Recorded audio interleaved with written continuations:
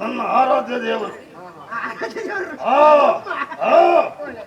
ಮಹಾಮಂತ್ರವಾದಿ ಜಂಬುಮಾಲಿ.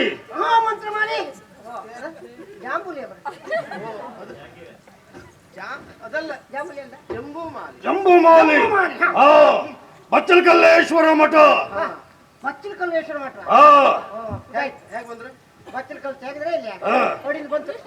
ಅದರಲ್ಲಿರುವಂತ ಪ್ರಾಣಿ ನಾನಲ್ಲ, ಹಾಗಲ್ಲ. ಅಲ್ಲಿಯ ಮಠದ ಹೆಸರೇ ಹಾಗೆ. ಮಧು ಮಾರುತಿ ಪ್ರಿಯ, ಮಧು ಮಾರುತಿ ಪ್ರಿಯ. ನೀವು ಸ್ವಲ್ಪ ಬದಲಷ್ಟೇ. ವಿಮಲೇಂದ್ರ ಅಲ್ಲ, ಜಿತೇಂದ್ರ. ಜಿತೇಂದ್ರ ಹೌದಾ? ಇಲ್ಲಿ ಆಚೆ ಹೋದ್ಮೇಲೆ ವಿಮಲೇಂದ್ರ, ಇಲ್ಲಿ ಜಿತೇಂದ್ರ. ಇರ್ಲಿ ಇರ್ಲಿ ಇರ್ಲಿ. ಜೀವನದಲ್ಲಿ ಘನ ಕಾರ್ಯ ಮಾಡಬೇಕು, ಸಾಧನೆ ಮಾಡಬೇಕು ಎನ್ನುವ ಉದ್ದೇಶದಿಂದ ಹಿಮಾಲಯವನ್ನು ಸೇರಿದ್ದು ಮಾತ್ರವಲ್ಲ, ಕಾಲು ಮೇಲೆ ತಲೆ ಕೆಳಗೆ ಮಾಡಿ ಅದೆಷ್ಟೋ ವರುಷಗಳ ಒಳಗೆ ತಪಸ್ಸನ್ನ ಆಚರಿಸಿದೆ. ಎಚ್ಚೆತ್ತು ನೋಡುವಾಗ ಉದ್ಭವವಾಗಿದ್ದು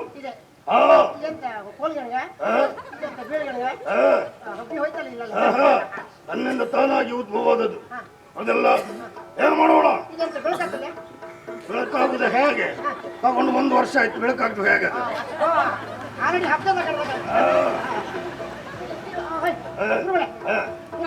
ಹೇಗೆ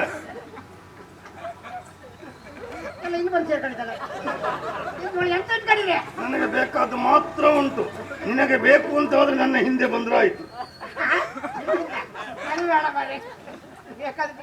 ಯಾವ ಸಂದರ್ಭ ಎಷ್ಟೊತ್ತಿಗೆ ಅಂತ ಹೇಳಲಿಕ್ಕಿಲ್ಲ. ಯಾವ ಮೇಳ? ಆ ಕಡೆ ಹೊತ್ತಿ ಹೋಗಲೇ ಇಲ್ಲ. ಹೋದವರಿದ್ದಾರೆ, ವರ್ತಮಾನ ಕೇಳಿದ್ದೀರಿ. ಆದ್ರೆ ನಾನು ಆ ಕಡೆ ಹೋದವನು. ಅಲ್ಲಿ ಶುರುವಾಗುವಾಗ ಅಲ್ಲಿಂದ ಜಾಗ ಬಿಟ್ಟಿದ್ದೆ. ಬಿಡಿಸಿದ್ದೆಲ್ಲ ನಾವೇ ಬಿಟ್ಟು ಬಂದದ್ದು.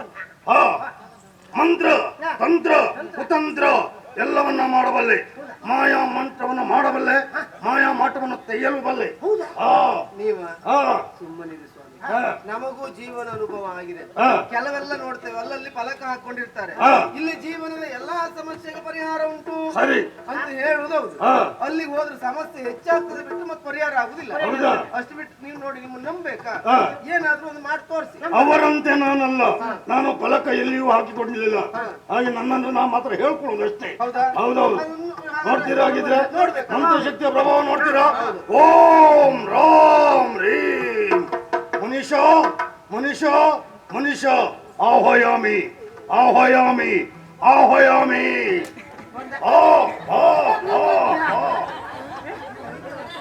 ನೋಡಿದ್ರು? ಅಲ್ಲಿಗೆ ಹೋಗು, ಅಲ್ಲಿಗೆ ಹೋಗು, ಬೇಕಾದ್ರೆ ಮತ್ತೆ ಕರೀತೇನೆ. ನೋಡಿದ್ರಲ್ಲ? ನೀವು ಒಂದು ಬಾರಿ ಕರೆದು ನಾವು ನಂಬುದಿಲ್ಲ. ಹಾಗಾದ್ರೆ ಇನ್ನೊಮ್ಮೆ ಕರೆಸಿ. ಇನ್ನೊಮ್ಮೆ ಬೇಕೆ? ಮನುಷ್ಯ ಹೋಗ್ಬೇಡ, ಬಾ ಇತ್ಲಾಗೆ. ಬಾ ಬಾ.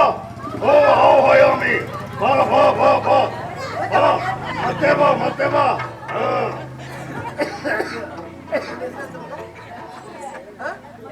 ಎಂತ ಕೊಡ್ತಿದ್ದೀರ ಅವರು?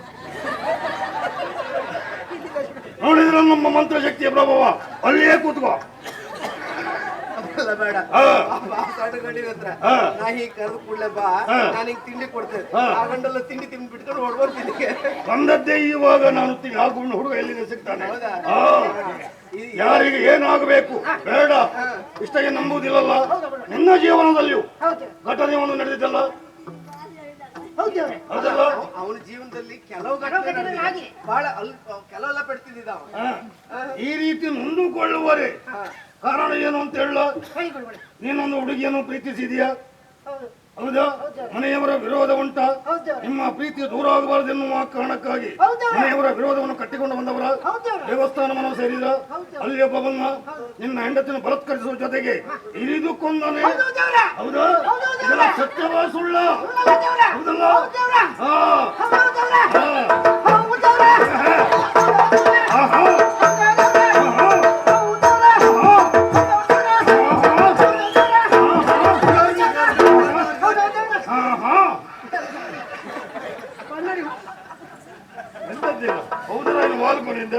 ಹಾಗಲ್ಲ ತಪ್ಪಲ್ಲ. ಮತ್ತೆ ಮೊದಲು ನೀವು ಹೇಳಿದ್ದನ್ನು ನಂಬಲಿಲ್ಲ. ಆಮೇಲೆ ನೀವು ಅವನ ಜೀವನದ ಎಲ್ಲಾ ಸತ್ಯ ಹೇಳ್ತಾ ಹೋದ್ರ ಅದರಲ್ಲಿ ಭಾವಪರವಶನಾದ. ನಿಮ್ಮನ್ನ ದೇವರು ಎನ್ನುವ ಹಾಗೆ ನಂಬುದ.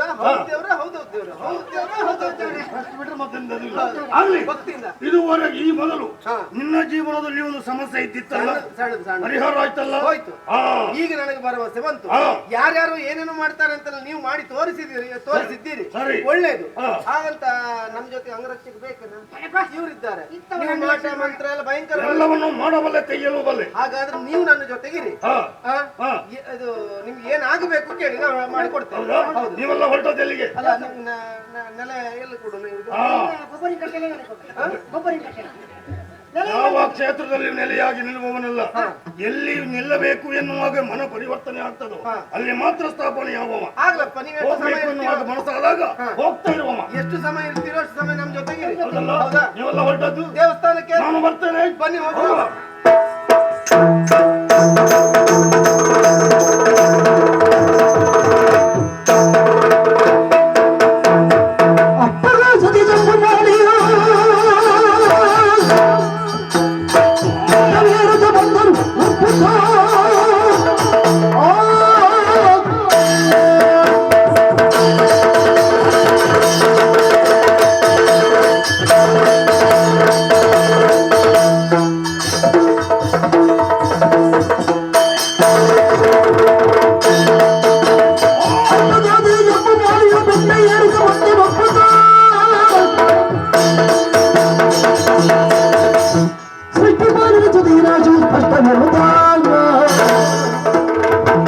ನಾನು ನಿಜವಾಗಿಯೂ ಮಂತ್ರವಾದಿಯೇ ಅಲ್ಲವೇ ಅಲ್ಲ? ನಾನು ಸಾಗರ ಸೇನನ ಗೂಢಾಚಾರ. ಇಲ್ಲಿ ಯಾಕೆ ಈ ರೂಪದಲ್ಲಿದ್ದೆ? ಈ ಶುಭ ಲಕ್ಷ್ಮಿಯ